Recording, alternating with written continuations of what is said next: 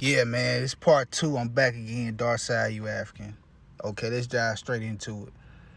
Now, the first part I just did, I talked about the lie that straight black men are just so in love with transgender. So I exposed that shit.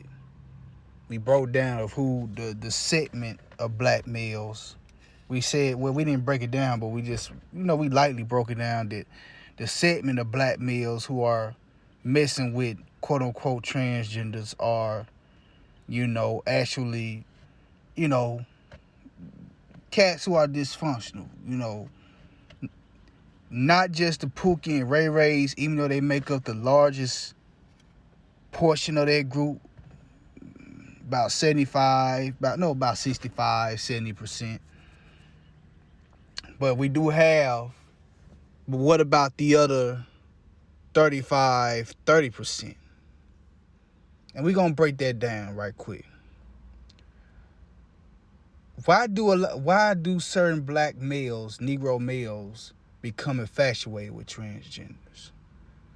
So let's go down this rabbit hole. We definitely ain't going down no booty hole. Number one, it comes from the foundation is laid in a dysfunctional childhood, molestation, neglect, abuse, the unfortunate usuals, I call them, the unfortunate usuals. But one thing that people don't talk about is the early exposure to pornography and to sexual situations. Some of these individuals grew up in households where they seen people, homosexuals, have sex, people having sex with transgenders, physically seen that. But more, the usual thing is that they may have run their television wasn't monitored by the adults. A lot of us grew up with parents who didn't understand parental codes. Their whole thing was, if I catch your ass watching something you ain't got no business, I'm whooping your ass. But in a child's nature, we still watch shit we weren't supposed to watch. And our parents was maybe too tied up with work or other issues to really be on top of that. And then as a parent, you can only surveil and supervise so much, especially in this day and age. So a lot of these cats were exposed to images and situations, and that triggers something within them. That triggers something within them. And when you become an adolescent and you start dibbling and dabbling in pornography, because quite the contrary, it's not normal. It's normal, unfortunately, but it's not natural for a young person to be dealing with pornography. That's some sick bullshit that society has put in us to embrace this filth. Because before there was pornography, youngsters wasn't trying to find no damn pornography. That's just some sick filth that's been put onto us. And I was fucking with pornography as a preteen. We all have, but that wasn't natural. Like, it's normal to see a man riding a horse, but that's not natural for a horse to have a man ride. A horse is supposed to be a free animal. So, with that being said, when you're a youngster and you're navigating pornography on the internet, a lot of times you don't have the experience to know what site to go to. You're just trying to find something that arouses you. But you run into shit that you have no business, that you not even have no interest in. I remember when I first started as a youngster surfing the web for pornography. I remember a lot of times I would run into white men fucking black women. I did not want to see that shit. That does nothing for me. It sickens me, you know. Or I would run into gangs of black dudes running a train on some white bitch. I ain't want to see that shit. And then on some occasions, while surfing the web, you know, on certain sites you have different ads pop up. And on some of those ads that would pop up would be some old gay shit that I wasn't even looking for. I wasn't fucking. This was like in the late 2000s, before Obama became president. I'm like, I ain't trying to see this bullshit. What the fuck going on? But you see, that type, that's why I say, you know, I ain't no Christian motherfucker about any, you know, but I am about morals and decency. That lets me know right there that this shit is designed to shoot people, to deceive people and going down the wrong path. Cause here I am looking for big booty ebony, and you got some punk shit coming up. Or you type in big booty ebony and a damn tranny come up. And some of these, and when you see weird, you know, I studied some psychology, right, in college. When you see weird taboo shit like that, it leaves an imprint. If you ain't already, unless you just got, like I had, just the innate disgust for it, where you don't want to fuck with it. But a lot of people don't have that. When they see shit that they ain't supposed to see, they want to delve into it further. So that sets the seed for a lot of these brothers to get caught up with these transgenders. That exposure to pornographic material.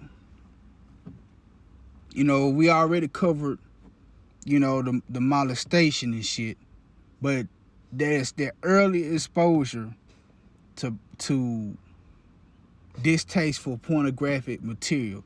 That opens up a gate for that sexual, that demonic spirit of sexual deviance to enter. All right. Another reason, and this gonna probably hurt. This, you know, like I say, I ain't on no hate black woman shit, but it is what it is. A lot of these cats, a lot of us are raised by black women who, and not even just black women, women period. But since we, you know, this is a pro-black channel, pro-black man channel, you know, for all intents and purposes, a lot of us brothers, we grow up seeing women act very masculine. Even when they're being slutty or being sexually provocative, the energy is in such a way where it still have huge, I can't even say masculine undertones, but damn near masculine overtones. The woman is coming off more aggressive than the man is when it comes to the sexuality. And then a lot of brothers ain't used to dealing with the feminine women, especially a lot of the Pookie and Ray Ray brothers. They get it, you know, a lot of women be choosing them, but they deal with a lot of women who don't really, they put so much emphasis on their sexuality that they don't put a lot of emphasis on just being soft and feminine. So you see, the tranny is in competition. The transgender female is in competition with the natural female. And they know, and most of them don't have the funds to get the surgery, to get the hormonal, the most effective hormonal therapy. So what they do is they try to compete with women in the less biological areas. So one thing about a lot of these trannies, right? these transgenders and even just, you know, the regular effeminate, I don't want to say regular, the effeminate gay, the more numerous effeminate gay male.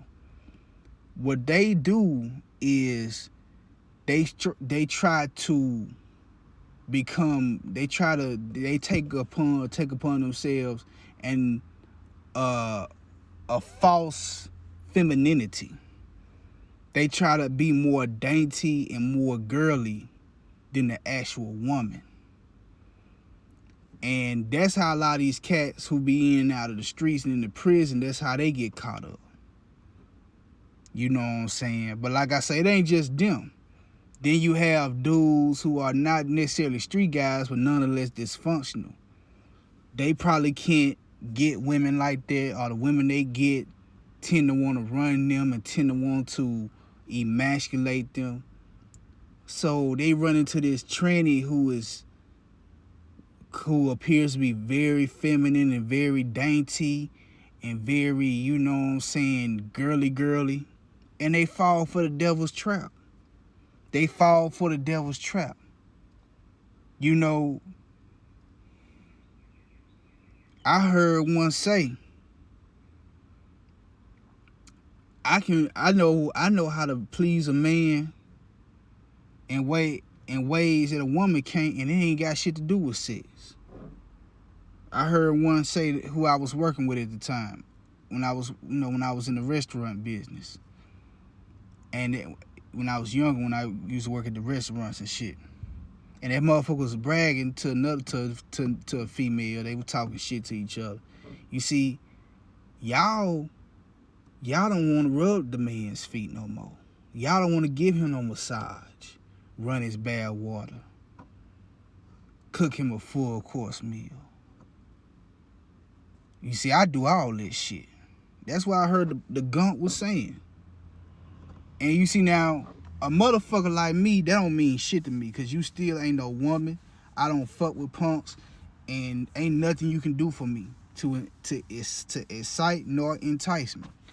But a lot of these cats who grew up in these toxic matriarchal households, being yelled at and snapped on by their, you know, overbearing single mother, who been dealing with these ratchet ass chicks yelling and screaming and fighting each other and stinking and shit, and you know what I'm saying, with all this, you know, they fall for this shit.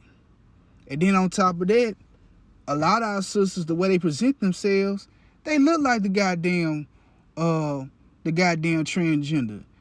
You know, I was just talking about T.S. Madison. When you see T.S. Madison and Kaya, you know, and different other fucked up in the head female, they fucked up in the ass too. She be that, you know, this motherfucker be fucking with. You know, you like, damn, who's the woman out of this shit? Y'all look goofy and ratchet as hell. All y'all look like goddamn tees. You did what I'm saying? Like goddamn tees and shit. So a lot of these brothers, man, they weak and they get caught up, man. They don't know how to handle. And then too, I remember people say, well, maybe they ain't getting a lot of pussy from natural women. Nah, it ain't that, bro. Now you do got a cat like he in prison, of course he ain't getting no cat. And then you might have a cat who, even though this is the rare type of person, but a brother who might spend his life being in the house, being in video games, you know, women take him for a joke, and he finds some sick in the head tranny who preys on that shit. But that's rare. He's a rarity. A lot of these cats can get women. They can get pussy like that, but it's other ways that the tranny, you know, seduces them. You did what I'm saying. Seduces them. And then a lot of these cats are really just straight up gay. They want to fuck punks anyway, but they want to do it in a way where they can still feel straight, if that makes sense. I know it doesn't. So, yeah, I can't fuck the bald-headed, low haircut having punk dude who walk with a little switch. Yeah, I can't fuck with him, but they thinking, well, shit, I can fuck with this motherfucker with the wig and the fake ass and the fake boobs, and that won't make me a punk. Nah, you still a punk, bro. You still a gump, bro. You know what I'm saying? You just trying to, finesse that shit to make it seem like what it ain't, which is a heterosexual relationship, bro. So that's why a lot of these brothers get caught up, man. But that pornography is a motherfucker. I advise you brothers who got sons and little brothers, man, and even it might be cats in your peer group. Man, tell them to cut out on their pornography, bro. That pornography will lead you down some dark pathways.